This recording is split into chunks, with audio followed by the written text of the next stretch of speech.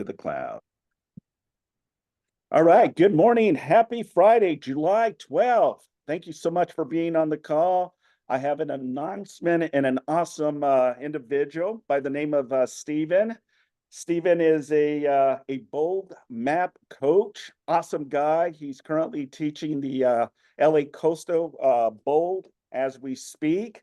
So I'm very happy to have our guest speaker today. Stephen, how you doing, my man? Good morning. I'm doing great. Thank you. Good morning. So, Stephen, let's jump right into it, man.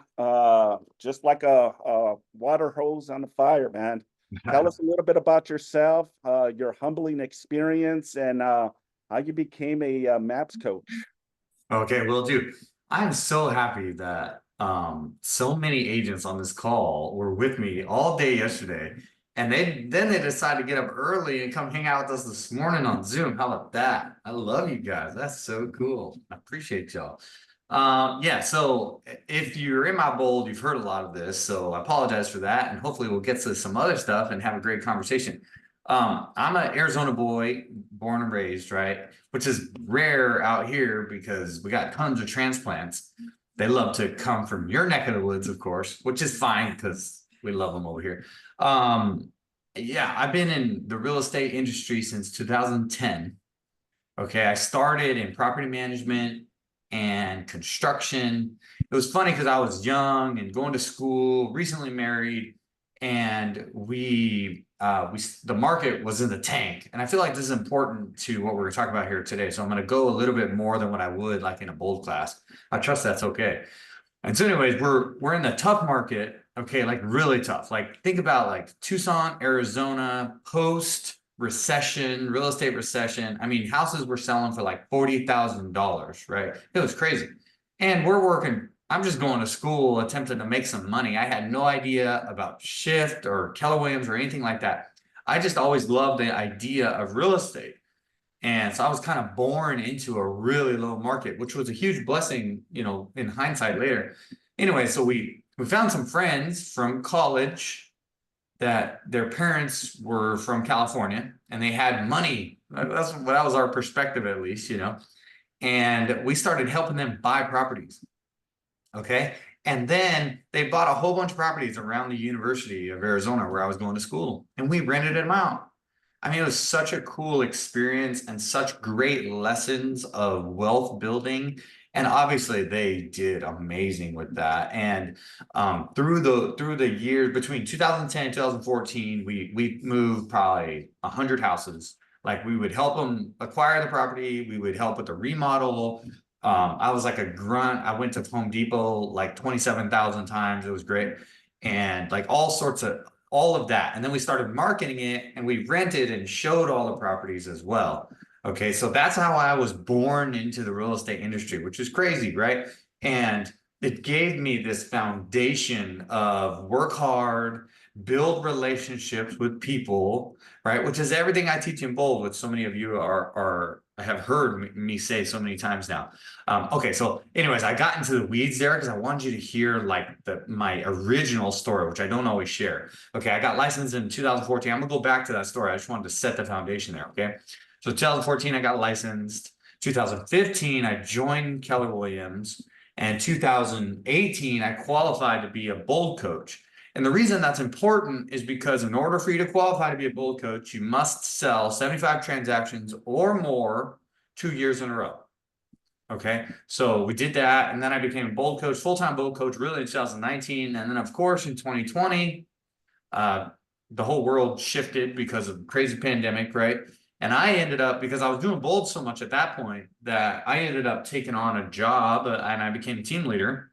And moved up to Gilbert, Arizona from Tucson, Arizona. I became team leader. I was a team leader for 2 years here in Gilbert Mesa, Arizona, and did that. Love that. And I'm going to say this, and I don't want it to sound braggadocious. What I want you to hear, though, is the same principles that I applied when becoming a Bold coach. I applied as the team leader. I said, let's see if this works in the team leader realm. And it did. I was the #1 team leader in my region 2 years in a row as a brand new team leader. right? We grossed, if you know anything about recruiting, we grossed over 160 both years, right? Netted over 65 both years, right? And so all of the same principles that we teach in Bold, know that I apply, and then I'll talk a little bit about here today, we applied as a team leader, right? After that, I stepped down, started working with institutional buyers, excuse me. And now I mostly am a Bold coach again, and I'm still a real estate investor, have been since the beginning. And I sell like traditional residential real estate as well. You know, I got like 3 listings right now I'm working on, a couple of buyers. So not like a huge business like before, because I'm doing all sorts of stuff like this. And yet I still sell, and I love that because it gives me a pulse on the market to be able to speak to you today. Some other cool facts: I speak Spanish fluently. I have 3 kids, been married since 2010. So that's like my bio and a little bit broader range. And so I wanted to bring that up, and Simon asked me to give a little bit more about myself today, so we could talk about like some of the things that I've done, and we can use those things to help bring the message home today. So I trust you heard some things there. It's always fascinating talking about myself. I'm like, okay, how much do I say without like sounding super, oh yeah, I'm the best, which I am, you know what I'm saying? Y'all know me pretty well by now, at least those in Bold. Just kidding. That's a joke for those that don't. By the way, I totally ran out of time this morning, and I didn't get to put my makeup on. So if y'all want to put on your camera, no judgment from my end, you know what I'm saying? No judgment. So just throw that camera on. I want to see your beautiful faces. You know what I'm saying? It helps me with great energy. What's up, Drake? I mean, Frank, how you doing, bro? That's an inside joke for some of us. Sorry about that. Okay, so back to what I was saying. I want to go back to 2010, because like I said, the market is in the tank. Okay. And we got these guys that are buying up properties, and there's so many lessons there. It's hard to like wrap your head around all of it. But the point was, when the whole world is wanting to sell, or when the whole world, it felt like, was doing a short sale, that's the time to buy. Right. And like, if you can, just in general in real estate, really in any industry, especially in real estate, if you can identify patterns, you can have massive success.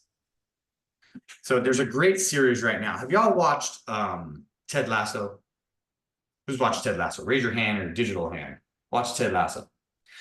Okay. If you haven't watched Ted Lasso, I highly recommend watching Ted Lasso. There's some naughty language there. So besides that, it's phenomenal. Okay. And those that watch Ted Lasso, do you remember the scene when he's talking to Rupert, the ex-husband and the old manager, and Ted's over there, and they're talking about, and Rupert's giving his ex-wife a hard time, and Ted Lasso like stands up for her, right? And they're in the bar scene, and he's like, he convinces his new fiance to take ownership of the club, and then Ted bets him in a dart game, and Rupert's like, let's do 10 grand. And Ted Lasso's like, no, what we're going to do is, you're not going to show up to any game if I win. And if you win, I can't remember what the consequence was. It was something. Oh yeah, he could pick the starting lineup for the last 3 games or whatever, right? And Rupert's like, yeah, for sure. And he pulls out like his professional dart set, and he's all cocky and with the swagger, you know. And then Ted Lasso gives him the lesson of his life, right? Which is, what was the message? Y'all remember? What did he say to B? Did he say something like, you didn't ask me the right question? Yeah, good, very good. Yeah, you did. You would have, if you would have. He said first, you know what I've learned along the way. Everyone has underestimated me, and what I learned from that is the lesson that I learned from that is to be curious. And you see, if you would have been curious, then you would have asked me the question, hey, Ted, have you ever played darts before?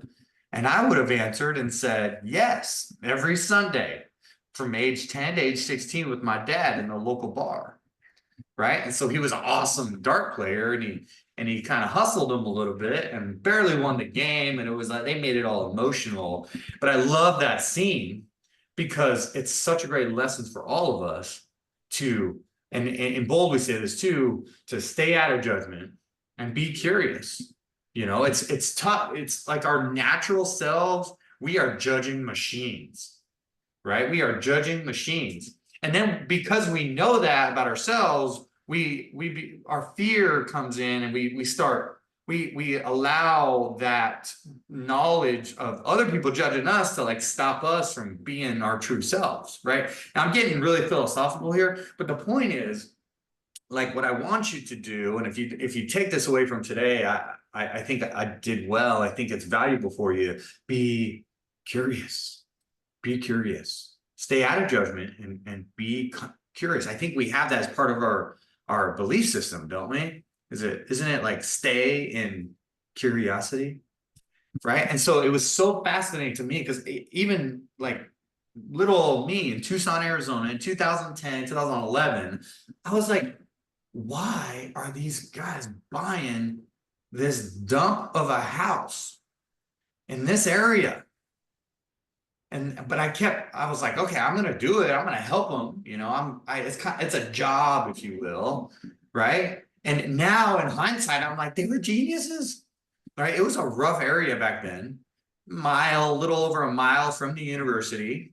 And because they weren't the only ones, we basically gentrified this entire area. And now if you go down there, you would never recognize how it was compared. Like, this was the hood. And now it's like beautiful houses worth $400,000 or $500,000 in Tucson, Arizona, guys. Right. And so, and it was such a great lesson. And so many people were like, you're crazy. Why would they do that area? And what? Like, what? They're going to drop 50 grand to remodel that house in this market? Those guys are cuckoo for Cocoa Puffs. And they were, in a good way. You know what I'm saying? And so I'm like, all right, well, how could I do that moving forward? So I've taken that lesson throughout the years of my real estate career, and I want to be curious. You know, if we got a rookie of the year coming out the gate, like, what'd you do, man? Like, can we get our own pride out of the way and be like, yo, Drake, you killed it this year. What are you doing in this market to be able to sell that many houses? What are you doing on social media to do it? What are you using with AI to go and earn more business? Like, whatever it is, right? It's be curious. And like we teach the 6 personal perspectives. And my favorite one is make being learning based the foundation of your action plan. Right. Or my favorite bold law is your business grows to the extent that you do. Right. Simon, we were going to say something. Yeah. No, you said it well. I think for a lot of us, there's always learning lessons in real estate. You know, when you started your real estate career in 2010, we were at the cusp of 2008 when the market crashed, and a lot of states and cities and counties definitely got impacted by that. So it's a Absolutely. good segue and a good reminder of all of the learning lessons. Every transaction, in my opinion, is a learning lesson. With that, Stephen, what sets you in a position of motivation, with all the chaos that's going on right now with NAR as an example. I'm assuming because you're in the state of Arizona, they're also pivoting as well with the forms and compensation and all that fun stuff. So how do you Yeah. stay motivated every day? Yeah, that's a great question. No, I'll be completely transparent. I'm not always extremely motivated. There's some days I'm like, what am I doing? And which is also why I love coaching bold so much. I mean, that's probably the thing that motivates me the most right now, that and investing in real estate. And the reason is because, like I taught most of you, a lot of you that are in my bold class, we talked a lot about your purpose. And if you can tie your purpose, you can always find that. I don't love the word motivation, but you could find like that push when you don't want to get up, when you don't want to, like today, like last night, for example, I got to bed so late, but my plane was delayed, and I want to get home. My kids want to be with me, so we're hanging out. We ate a late dinner, and then I was hanging with my wife, and before I knew it, it was 1:30 in the morning. And I got up this morning like ready to rock and roll because I knew I had this call, and I was so excited. Right. So if you have something that you can look forward to that fulfills your purpose, that will really push you. And it takes time and focus and being curious about yourself to find that. But I feel like I have, and that's really just helping others pursue their true potential. You can do so much more than you're doing. And I say that looking at myself in my camera, like you could do so much more than you're doing. And I know the more I can help other people chase their true potential, I will as well. So that's the biggest motivation factor for me, Simon. Yeah, thank you. No, thank you for sharing. Well, Yeah, I mean, if you really think about it, in your past 10 years of doing real estate, tell us a little bit of one of the most unique situations you've incurred, on a professional level with maybe someone that you've coached or transaction that you were involved in. mm, that that's a good question. Um I two things come to mind. Number one, real estate can be tough at times. And at the beginning of my career, I'm, I still feel like I'm super young. At the beginning, I was really young. I mean, I got licensed when I was like 24, right? Or something like that, 23. And so I would get beat up sometimes for being younger. And I would have a lot of stress around that. And I would worry so much about what other people thought about me. And so I say this because I think of a few instances when I allowed other people to disrespect me. And I learned later on that I did, like, you teach people how to treat you, right? And so that was a huge lesson for me. And it's more like self-care than anything, just like believing in yourself.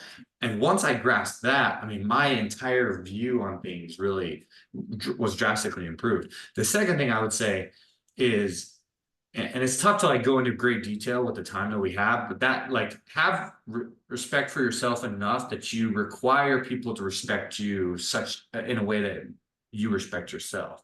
So have a higher respect for yourself is what I'd say to that. And number two, I would encourage any salesperson slash especially real estate agent to have some type of experience around recruiting. Like that, my team leader experience, those 2 years, taught me more than probably my entire real estate career. That was such a challenging job in a good way. And I believe you need challenge. You must be challenged. That's how you get better, right? When you're uncomfortable, you get comfortable or get used to being uncomfortable, and you will become a master, whatever you want to be, master at, right?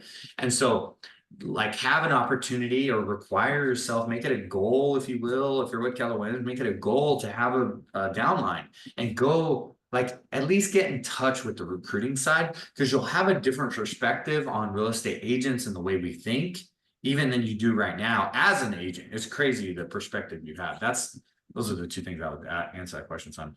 Yeah, no, thank you. As a bold coach, we tend to educate the agents in their perspective of, going out there and generate opportunities, right? And I think you said it well yesterday in our class session regarding your numbers, right? It's a contact sport. So tell us a little bit about that and the mindset, because I like what you have behind you is the mama. Mama mentality. Yeah. Yeah. It's like So tell Kobe us a little bit reference. about that and how you, navigate that with, so many agents when you go out and teach this.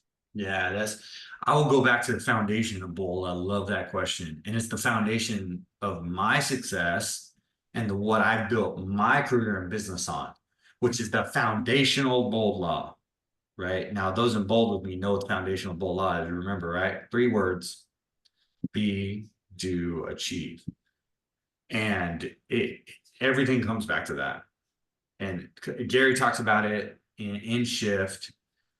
Be is the mindset, and do is the activity, right? In a shifting market, we know it's tough because what used to work isn't working. We must have a shift of what? Our mindset and our activity.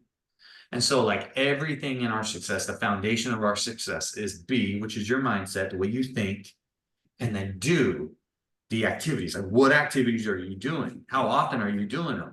Is 80% of the time that you're spending working doing the top 20% activities, which is lead generation, They'd follow up, go on appointments, negotiate contracts, and practice role play. Right? That is the foundation for success in business and real estate and recruiting and team leader stuff and bold. Like that is the foundation. I really believe that. Good. If you can go back to 2010 when you started your real estate career, what would you tell yourself now that you know and you've accomplished so much? And what would you do different? Yeah. Number one thing, buy as many properties as possible. I have multiple real estate properties now, and I wish I would have bought 100 more. Number one. Number two, like have them like believe in yourself. I was watching someone, one of our bold groups put a video about Nipsey Hussle in our group, and I was watching that video yesterday. I was waiting for the plane. I was like, this is awesome. And he would say, I would just, everything I've been able to accomplish in my life, I envisioned it. Right. And another bold law comes to mind is you get what you deserve in your imagination. So just start envisioning, journaling, whatever works for you. Think about like where you want to be, what you want to do, and just do that on a higher level. Like think bigger. And so I would tell myself, think bigger, Stephen. You're not thinking big enough. Think bigger. If I would have known that I was going to be here, 14 years later or whatever, I'm flabbergasted. I never imagined I'd be where I'm at now. And that's crazy because I thought I was thinking big at the time. So I would have thought 100 times bigger. And imagine where I would have been. Yeah. No, good point. So, we're little halfway through the year. What would you tell the audience right now, to stay connected, stay plugged in, and do the necessary activities? Yeah. Some of the challenges in leadership is, getting agents to do the necessary activities to see the results, right? Yeah. And now, right in the cusp of it, in the summer, right? This is where most people buy, sell because they want to, buy something before school starts. What is some of the things that you would tell us, Yeah. as we're closing out the year strong? Yeah. Okay. Two things. Number one, the only way you fail is if you give up. That's right. Like the market is tough, right? It is. It's naturally tough. And any market share you take right now will come back to you tenfold as the market shifts back the other way. Right? So the only way you fail is if you give up. Now, the second point to that would be become obsessed with progress versus perfection. See, an expectation of perfection on oneself is toxic to your success. Become obsessed with progress. Yesterday, we identified, for example, how many appointments you must go on to hit your goal. Right. And so I told you guys I was obsessed. And when I say obsessed, like I would freak out. Like I would get hives and have a fever if I didn't go on 2 listing appointments every single week because I knew that was a key to my success. So the same thing, like what are 2 things to absolutely have some control over with the right activities and the right mindset that you could do consistently every day, every week, every month? That you can, it's like in your grasp if you put in the right effort and have the right mindset around it. Become obsessed with doing that over and over and over again. And if the results don't show up right away, right? Just keep doing those same activities, but you got to believe in the right activities, right? For me, it was 2 listing appointments every single week. I was obsessed with that. So same for you. Find your 1 or 2 things that you're going to be obsessed with and chase that relentlessly. Yeah. I love that. Definitely is it gives us a perspective, with everything that's going on, you know, family, business, the unknown, the uncertainty, staying in the trenches every single day, because opportunities are definitely there. That's something that I say every single time here at our team meetings is how do you stay plugged in, right? Because people are still buying, people are still selling, people are still investing. You just got to go out there and find the individuals. Yeah, it's like the example we were doing yesterday with the cup and water, right? The gratitude, yeah. What are we gratitude for, right? And sometimes, just even checking your database, Maybe there's people that you haven't circled back in a bit. It'll be a great opportunity to check in, and you'll be surprised. Sometimes just that conversation or that text or that email will definitely open up a dialogue. It was just a great example yesterday that it just I saw the emotions that it really touched a lot of the agents that were there. Yeah, agreed. Agreed. So Gratitude's powerful. Be grateful. definitely be grateful. So we'll close it out. We just have a few more minutes. What last thought you can share with the group? Yeah, I mean, as you can tell, I'm passionate, right? And so find in yourselves what works for you. This is high level thinking, and so it's just like, what are you passionate about? What do you love to do? And tie that back to everything you do on a regular basis. You know what I'm saying? Like when I was little, I always envisioned myself for some reason. I loved the idea of being a teacher. Right. And then I found out in Arizona how much teachers make. And I was like, well, that's not happening. And then come to find out, I feel like I am a teacher. Even before I became a bold coach, I was a teacher. I taught my clients what real estate was and the power of real estate as I saw these people and friends that I had make great wealth and opportunity in their life. Right. And I'll ask you a question that Cody Gibson asked me this the other day, and I was kind of taken aback because I hadn't been asked that question like that. I have, but not in the way that he presented it. And I'll ask you the same question. What is your superpower? Like if you had to define something right now, what is your superpower? And then take that, whatever that answer is, I guarantee you all have one. I'll take that and build your business around that. Because if it's your superpower, you love it and you do it naturally, it comes naturally to you. And if a little bit of purpose and curiosity, you could expand that and really create an empire for yourself and create a business worth owning, a life worth living, just like we teach it in Keller Williams. Yeah, I love that superpower. All of us have our superpower. Yeah, we do. Yes, we do. What's your superpower?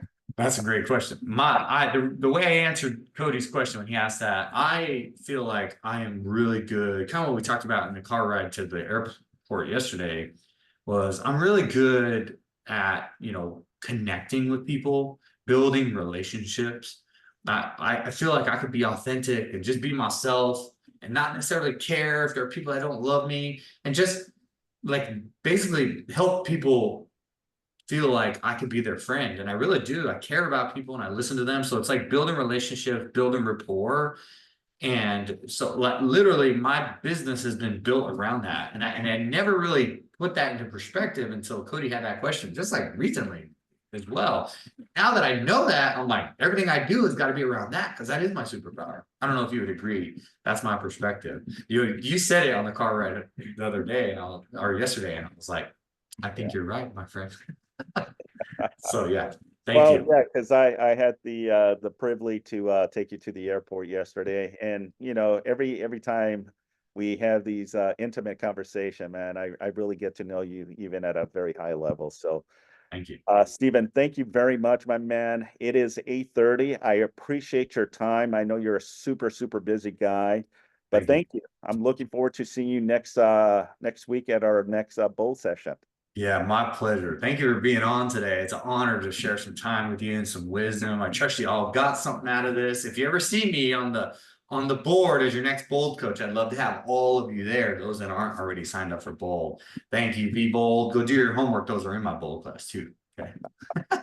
All right. Love y'all. Awesome. Take care. Thank you. Thanks so much. Thank you. Awesome. Thank you, everyone. Have a wonderful Friday and a great weekend. Bye. Have a good day. Thank you.